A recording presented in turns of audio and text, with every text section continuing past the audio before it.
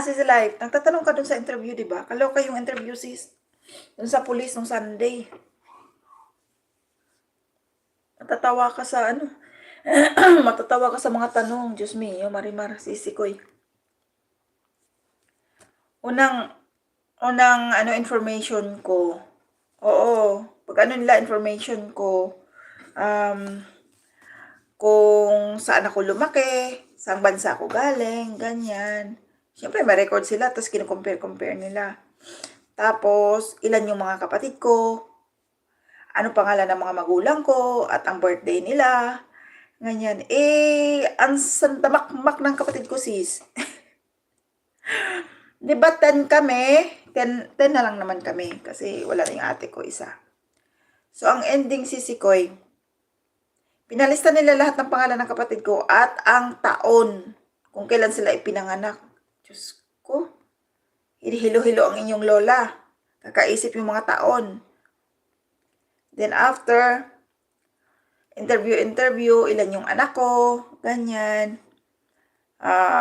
Complete details ng mga anak ko, tapos saan ako ipinanganak, saan ako lumaki, ano yung unang trabaho ko sa Pilipinas, after nun, saan ako nakarating, lahat.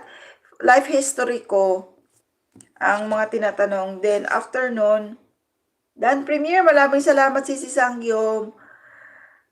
Then, after nun, ang sumunod na tanong about sa amin na ng asawa ko, saan kami nakikita, kailan kami nagkita, ganyan. Then, last na tinanong is about dito sa bahay. Kung gaano kalaki yung bahay, ilang kwarto yung bahay, ganyan. Ang dami, doon ako naloka sa family history. Grabe yung question and answer doon sa katanungan doon. Then, ang sabi nga sa akin is 2 plus 2. So, bigyan ako ng temporary na 2 years.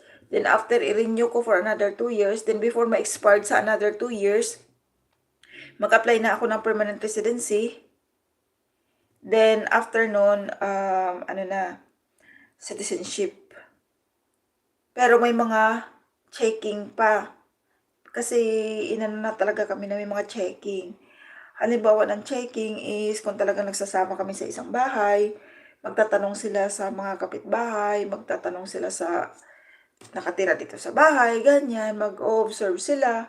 Hindi ko lang sure kung mag-check ba sila sa mga kwarto-kwarto, kung talaga magkasama kayo. Kasi nga marami nga kasing ngayon na marriage for contract marriage. Marami kasing history na gano'n na binabayaran lang. Kaya ngayon ang inaano nila is kung totoo talagang mag-asawa kayo. O di ba nga sa US, ganun din. Tulong mag-asawa kayo, may mga trials talaga yan. Yun naman yung sinasabi nila na i-check yung mga kung yung mga conversation. Usually ginagawa yun pag example si babae na sa Pilipinas. Na kung katunayan talaga yung kinasal ba kayo or ikakasal ba kayo or engaged kayo, ganyan. May mga pictures ba kayo together, may conversation ba kayo, ganyan. May mga travel ba kayong together, ganyan. So, sa case ko, hindi kailangan yung ganun. Ang kailangan kong i-justify is, magkasama ba talaga kami nakatira sa isang bubong, kinukonsummate ba namin yung marriage namin. Sabi ng asawa ko, sige, next time, pag nagano sila, sasabihin ko, pag nandiyan yung police, sasabihin ko sa kanya, para malaman nyo na talaga kami. Ipa-open ko sa kanya yung cellphone ko, yung ko. Kasi nga, yung mga cellphone niya kasi, binigay niya sa akin yung mga password. Ganon sis, ganon kahigpit dito. Pero naloka ako dun sa birthday kasi nga, by 2 years kasi kami dun sa mula sa mga kuya ko, except na lang dito sa kaming tatlong huli kasi magkaiba na kami ng mga age gap Yung mga nauna kasi 2 years yun. Ang problema, nakalimutan ko, isali kasi yung ate kong patay na. So, ang ending, yung year ng ate ko, nailagay ko sa isang kuya ko, nailagay ko sa... Pero sabi na, mo na yun.